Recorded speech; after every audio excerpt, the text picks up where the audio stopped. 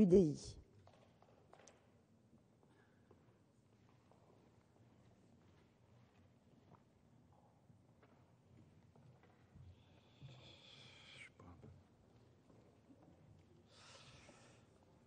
Merci Madame la Présidente. Monsieur le Ministre, mes chers collègues, il est toujours difficile lorsqu'il s'agit d'aborder les questions de l'immigration d'échapper aux caricatures et aux anathèmes. Les discussions qui se sont déroulées dans cet hémicycle, objectivement dans un climat un peu moins consensuel qu'au Sénat, en sont la preuve. Cela étant, les parlementaires ont réussi à trouver un accord au sein de la CMP.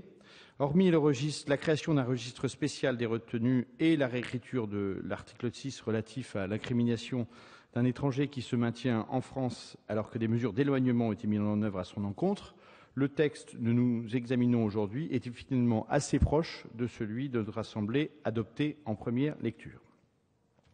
Pour sa part, le groupe UDI renouvelle son soutien au texte, un soutien guidé par la responsabilité, l'exigence et par une extrême vigilance pour les raisons suivantes.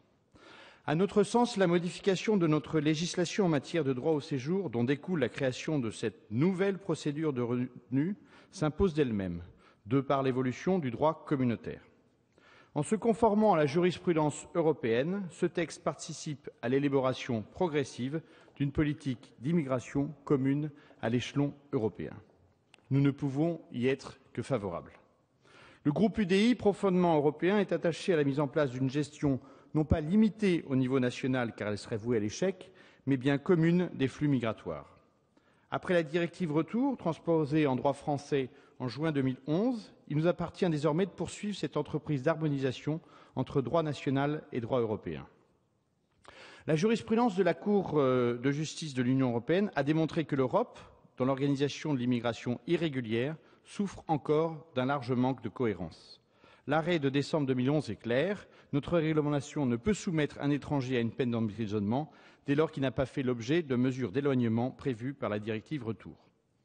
Bien plus qu'une simple mise en conformité, il nous s'agit donc de combler un vide juridique créé par la jurisprudence de la Cour de justice de l'Union européenne et confirmé par les différents arrêts de la Cour de cassation, en particulier du 5 juillet dernier. Ce serait faire preuve d'irresponsabilité politique que de s'y opposer, car si nous ne respectons pas ce principe, nous rendons inopérable l'objectif même de la directive Retour de permettre l'éloignement d'un étranger en situation irrégulière. Si nous refusions de légiférer, nous nous satisferions d'un vide juridique extrêmement préjudiciable aux principes républicains que sont l'application rigoureuse des objectifs de lutte contre l'immigration irrégulière et la maîtrise des flux migratoires.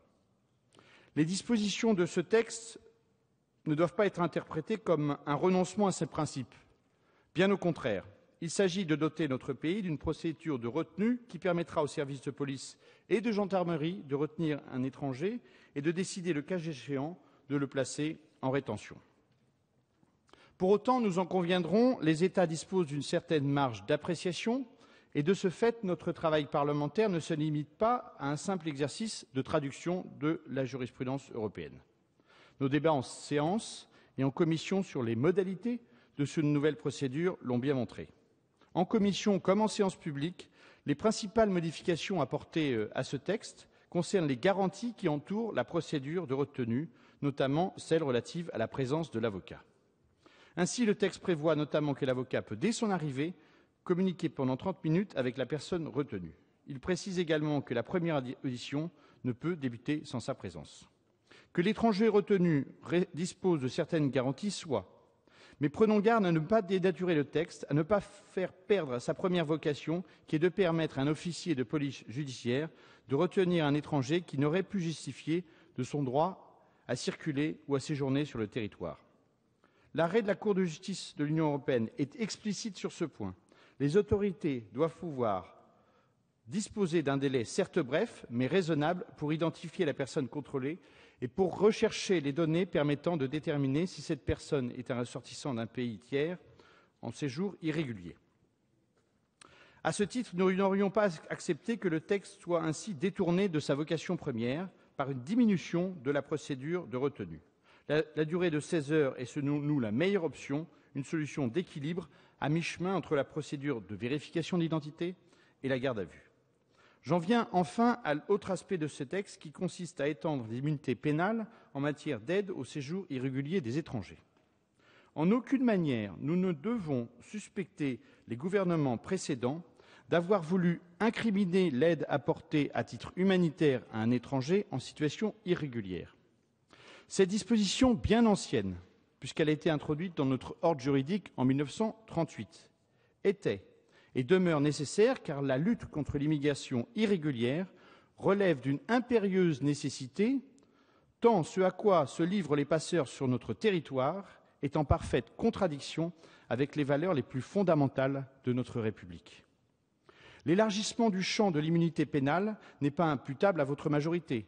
Le gouvernement précédent avait entrepris cette démarche et dès 1996, notre droit avait prévu une clause d'exemption afin de protéger les membres des familles d'étrangers en situation irrégulière des poursuites pour aide au séjour irrégulier et les associations à but non lucratif à vocation humanitaire. Là encore, toutes les précautions doivent être prises pour ne pas, sous couvert de simples ajustements, élargir à outrance le champ des immunités pénales. Nous devons à tout prix éviter de fragiliser l'assise juridique relative à la lutte contre les filières d'immigration clandestine et les réseaux de passeurs, car il serait impensable que les trafiquants d'êtres humains, il faut les appeler comme ça, les passeurs, comme on les appelle pudiquement, soient les premiers bénéficiaires d'une politique laxiste en matière de régularisation des étrangers sans titre. Ce dont notre pays a besoin, mes chers collègues, peut-être d'abord d'appliquer la formule de Michel Rocard, qui a été député de la circonscription que j'ai le grand honneur de représenter au Parlement.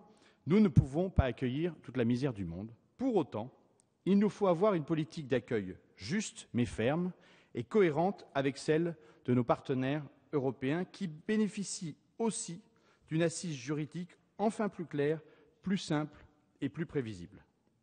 Le groupe UDI votera ce texte et veillera tout au long de cette législature à ce que ces principes républicains importants soient respectés. Je vous remercie. Merci.